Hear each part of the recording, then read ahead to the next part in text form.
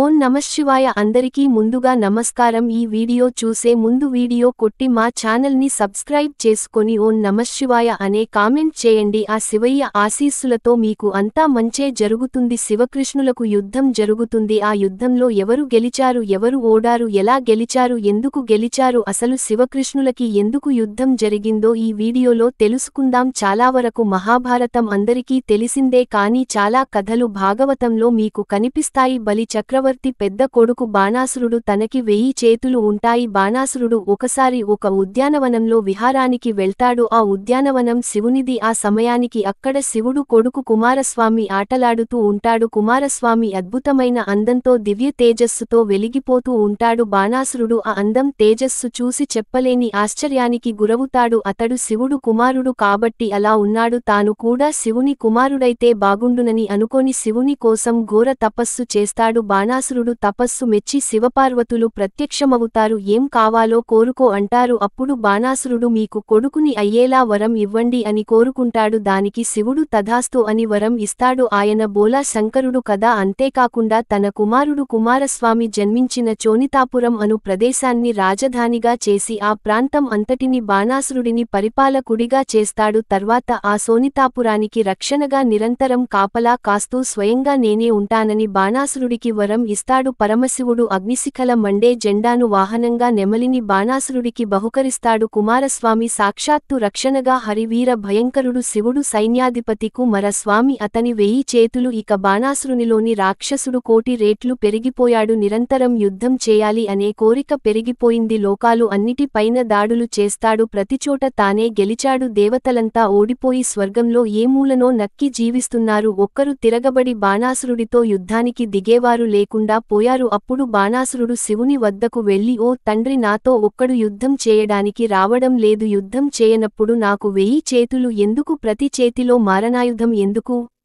నిర్జీవంగా శవంలా జీవించినట్టుగా అనిపిస్తూ ఉంది యుద్ధం అని నా మనసు కోరుకుంటుంది నాకు యుద్ధం కావాలి అది ఎప్పుడు వస్తుందో చెప్పండి అని అడిగాడు దానికి శివుడు నవ్వి కుమార్ బాణాసుర నెమలి గుర్తుగల నీ జెండా ఎప్పుడు విరిగి నేలపై పడుతుందో అప్పుడు నీకు తెలియకుండానే యుద్ధం వచ్చి పడుతుంది అని చెప్తాడు దానికి సంతోషించి శివుడికి అనేకసార్లు మొక్కి అక్కడ నుండి వెళ్ళిపోతాడు ఇక ఊరికే ఉండకుండా ఇష్టం లేకపోయినా ఒకసారి ఇంద్రునితో యుద్ధానికి దిగుతాడు ఇంద్రుడు వజ్రాయుధం విసురుతాడు ఆ వజ్రాయుధం దెబ్బకు బాణాసురుడి నెమలి జెండా రథం పై నుండి విరిగి నేలపై పడుతుంది అది చూసి బాణాసురుడికి పరమానందం అవుతుంది ఎగిరి గంతులు వేస్తాడు కాని బాణాసురుడి మంత్రి వీరి తండ్రి బలి చక్రవర్తి గొప్పదయగలవాడు ధర్మాత్ముడు దేవతలతో శత్రుత్వం పెట్టుకొని నశించాడు ఇతను కూడా అలాగే నశిస్తాడు కదా అని విచారిస్తుంటాడు బాణాసురుడికి ఒక కూతురు ఉంటుంది ఆమె పేరు ఉష ఒకసారి ఒక ఉద్యానవనంలోకి విహారానికి వెళ్తుంది ఆ ఉద్యానవనం శివునిది ఆ సమయానికి అక్కడ పార్వతీదేవి చలికెత్తులతో కలిసి పార్వతీదేవిని చూసి మైమరిచిపోయిన ఉష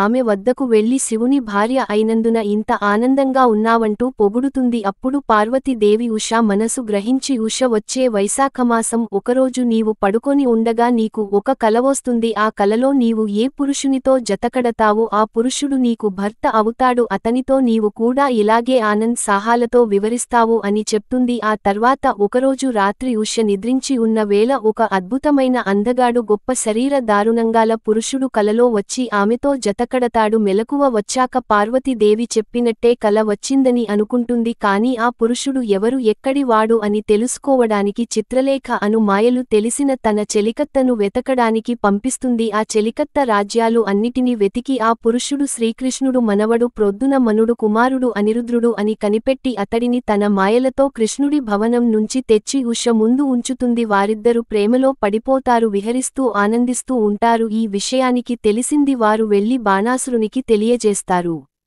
తన వంశ గౌరవ ప్రతిష్ఠ నాశనం చేశారని మండిపడతాడు 1000 చేతుల బాణాసురుడికి పరమశివుడు కాపలదారిగా ఉన్న సోనితాపురానికి నేను నాయకుడిని నా అంతఃపురంలో దూరిన ఆ వాడు ఎవడు వాడిని వెంటనే చంపి రండి అని సైనికులను పంపిస్తాడు కాని ఆ సైనికులు అనిరుద్ధునితో గెలవలేక పారిపోతారు అప్పుడు బాణాసురుడే స్వయంగా అనిరుద్ధుని పైకి వస్తాడు ఇద్దరి మధ్య స్పీకర్ యుద్ధం జరుగుతుంది బాణాసురుడు అనిరుద్ధుడిపై శక్తి అనుభయంకరమైన బాణం వదులుతాడు కాని అనిరుద్ధుడు ఆ బాణాన్ని చేతితో పట్టుకొని వెనక్కి తిప్పుతాడు. అది వెనక్కి వచ్చి బాణాసురుడికి బలంగా తాకుతుంది. ఆ బాణం దెబ్బకు బాణాసురుడు మూర్ఛపోతాడు. అప్పుడు అతని మంత్రి బాణాసురుడిని లేపి, అతడు అనిరుద్రుడు, శ్రీకృష్ణుని మనవడు, అతనితో ముఖాముఖి యుద్ధంలో గెలవడం చాలా కష్టం కాబట్టి అతనితో మాయ యుద్ధం చేయు అని చెప్తాడు. బాణాసురుడు మాయ యుద్ధం చేస్తూ అనేక సర్ప బాణాలను విడుస్తాడు. అవి వెళ్లి అనిరుద్ధుణ్ణి బంధిస్తాయి. ఇక్కడ జరిగిందంతా నారద మహర్షి చూస్తాడు. ఆయన వెళ్లి అనిరుద్ధుని కనపడక దుఃఖిస్తూ లోకమంతా వెతుకుతున్న యాదవులకు బలరామ శ్రీకృష్ణులకు తను చూసింది చెప్తాడు. అనిరుద్ధుని సోనితాపురంలో బాణాసురుడు బంధించాడు అని. వెంటనే శ్రీకృష్ణుడు బలరాముడు పద్యం మనడు గరుత్మంతుడు పై కూర్చుని యాదవులతో బాణాసురుడి మీదికి యుద్ధానికి బయలుదేరుతారు. సోనితాపురానికి చేరుతారు. కానీ సోనితాపురానికి స్వయంగా శివుడు కాపలాగా ఉంటాడు కాబట్టి సోనితాపురం వైపు నుండి అగ్ని బంతులు మండుతూ శ్రీకృష్ణుల మీదికి వస్తాయి. కానీ శ్రీకృష్ణుడు తన వరుణ అస్త్రంతో ఆ మంటలను ఆర్పివేస్తాడు. తర్వాత అంగీరసుడు అను అగ్ని శ్రీకృష్ణ బలరామ పద్యములతో పీకారంగా తలబడతాడు. కానీ శ్రీకృష్ణుని పరాక్రమముందు నిలువలేక శనితాపురంలోకి పారిపోతాడు. ఇది తెలిసి బాణాసురుడు తన రాక్షసులను అంతటిని శ్రీకృష్ణ బలరాముల పైకి పంపుతాడు. అప్పుడు బలరాముడు రోకలి గద నాగలితోనూ, పద్యం మనుడు బాణాలతోనూ, గరుత్మంతుడు ముక్కు కాలి గోర్లతోనూ, శ్రీకృష్ణుడు శంఖముదుతూ బాణాలు విడుస్తూ యుద్ధం చేస్తారు. చీమల పుట్టల విరుచుకుపడిన బాణాసురుడి రాక్షస సైన్యం యుద్ధ రంగాన నిలువలేక చల్లాచెదురై పారిపోయారు. అప్పుడు బాణాసురుడిని రక్షిస్తానని మాట ఇచ్చాడు కాబట్టి భూతప్రీత ప్రమాద కణాలతో యాదవుల మీదకు వచ్చి యుద్ధం చేస్తాడు. పరమశివుడు శివుడికి వాసుదేవుడికి మధ్య యుద్ధం జరగడంతో సమస్త భూగోళం దద్దరిల్లుతుంది. ఈ యుద్ధాన్ని యక్ష గంధర్వ కిన్నర కింపురసాధువులు ఆకాశం నుండి చూస్తారు. శివుడు వేసిన బ్రహ్మాస్త్రాన్ని వాసుదేవుడు బ్రహ్మాస్త్రంతోనే నిరోధిస్తాడు. శివుడు వేసిన వాయు వస్త్రాన్ని పర్వతాస్త్రంతో కృష్ణుడు నిలుపుతాడు. శివుడు అగ్ని ఆస్త్రాన్ని ప్రయోగిస్తే శ్రీకృష్ణుడు ఆంధ్రస్త్రాన్ని సంధిస్తాడు. శివుడు ప్రయోగించిన పాశుపతాస్త్రం శ్రీకృష్ణుడు ప్రయోగించిన నారాయణస్త్రంతో చల్లా చెదరవుతుంది. అప్పుడు నారాయణుడు సమూహాన్ని ప్రయోగిస్తే శివుడు మూర్ఛ పోతాడు. శివుడు మూర్ఛ పోవడంతో బాణాసురుడు కొయ్య భారీ నిలబడి పోతాడు. అప్పుడు బాణాసురుడి తల్లి కొరత జుట్టు విరబోసుకుని శ్రీకృష్ణుడు ముందు నిలబడుతుంది. అప్పుడు కొరతని చూడలేక శ్రీకృష్ణుడు ప్రతంపై నుండి తల వెనుకకు తిప్పుకుంటాడు. వెంటనే బాణాసురుడు పలాయన మంత్రం పాటిస్తాడు. పరమశివుడు మూర్ఛ నుండి తేరుకుని యాదవ సైన్యం పనికి శివ జ్వరం ప్రయోగిస్తాడు. నారాయణుడు వైష్ణవ జ్వరం ప్రయోగిస్తాడు. శివ జ్వరాన్ని నారాయణుడు ప్రార్థించడంతో ఉపశమనం పొందుతుంది. నారాయణని ప్రయోగించిన వైష్ణవ జ్వరం శివుడి వద్దకు వెళ్లి ఉపశాంతి పొందుతుంది. అప్పుడు శ్రీకృష్ణుడు బాణాసురుడి సమస్త సైన్యాన్ని నాశనం చేశాడు. తర్వాత శివుడు తేరుకొని ఆవులిస్తూ నోటిలోంచి పీకరమైన మంటలను పుట్టించాడు. ఇదంతా చూస్తూ భరిస్తూ ఉన్న భూదేవి చాలా భయపడి బ్రహ్మ వద్దకు వెళ్లి వారి యుద్ధాన్ని ఆపమని, లేకుంటే భూమిక నిలిచి ఉండదని వేడుకుంటుంది. అప్పుడు బ్రహ్మదేవుడు యుద్ధరంగానికి వచ్చి శివుడితో బాణాసురుడు యుద్ధాన్ని ముందుకు నడిపించింది నీవే, అదేకాక శ్రీకృష్ణుడు ఎవరనుకున్నావు, అతని నియంషి అని చెప్తాడు. అప్పుడు శివుడు యుద్ధమని శ్రీకృష్ణుని కౌగిలించుకుంటాడు. ఇద్దరి ఆత్మను ఒకటి అవుతాయి. తర్వాత బాణాసురుని రక్షిస్తూ భీకర యుద్ధానికి దిగుతాడు. కుమారస్వామి బ్రహ్మాస్త్రాన్ని శ్రీకృష్ణపై ప్రయోగిస్తాడు. కానీ బ్రహ్మాస్త్రంని చేతులతో పట్టుకొని విడిచివేస్తాడు శ్రీకృష్ణుడు. తర్వాత కుమారస్వామి పైకి చక్రం ఎత్తుతాడు శ్రీకృష్ణుడు. అప్పుడు కుమారుడ్ని రక్షించుకోవడానికి పార్వతీదేవి కుమారస్వామిని రక్షిస్తూ యుద్ధానికి దిగుతుంది. అప్పుడు శ్రీకృష్ణుడు, ఓ దేవి, నీవు పార్వతి అంశము రాక్షసవద శంకరుడు ఇచ్చినది. ఇప్పుడు నీవు వచ్చి అడ్డు ఎందుకు నిలుస్తావు? నీ కుమారుని తీసుకొని వెళ్ళిపో, లేదంటే యుద్ధ రంగం నిలిచి దుర్మార్గానికి అండగా ఉండి ఎవరితోనైనా నేను ఒకే విధంగా పోరాడతాను, వెనకడుగు వేయను, వెళ్ళిపో అని